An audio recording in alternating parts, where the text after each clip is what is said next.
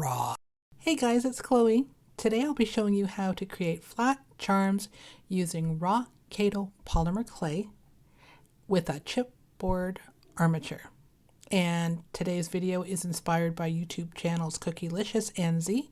It's a cookie company who demos her awesome designs in cookie decorating on YouTube, and also Disarray, who motivated me to choose a Halloween theme. So this is actually a 4-step process. The first thing is creating a base. The second is decorating that base. Third thing is sealing it. And the fourth is finishing it. Okay, so to create the base, the first thing you should do is, the first thing I do is I create a design on paper so I know what my palette is going to be and what my shapes are going to be. Hey, listen, kudos to you all that can just wing it, but that's not me. Next, we're going to cut the chipboard silhouettes. I used my cutting machine, and then you're going to glue the shapes together. Glue duplicates of each shape together and then cover it with Kato polymer clay, and that's the base. So if you're ready, let's go.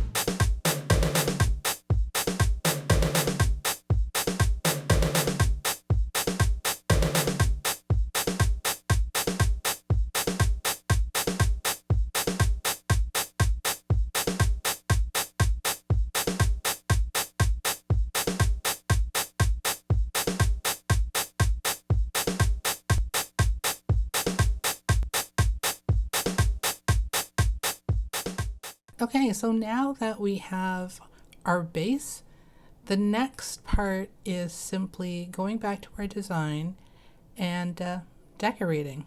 So let's do this.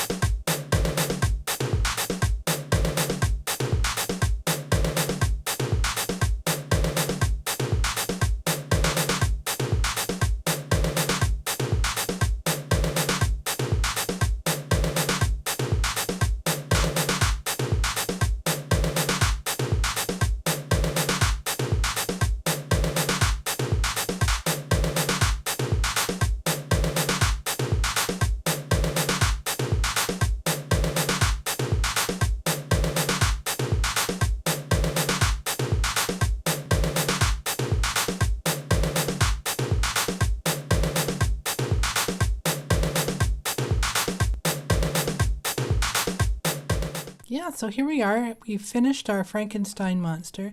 He's looking pretty good, actually, but we still have to seal him. We're not going to bake him, so we have to seal with the Quick and Thick. And you've got to make sure that all the sides are all sealed. Anywhere that there's polymer clay has to be sealed.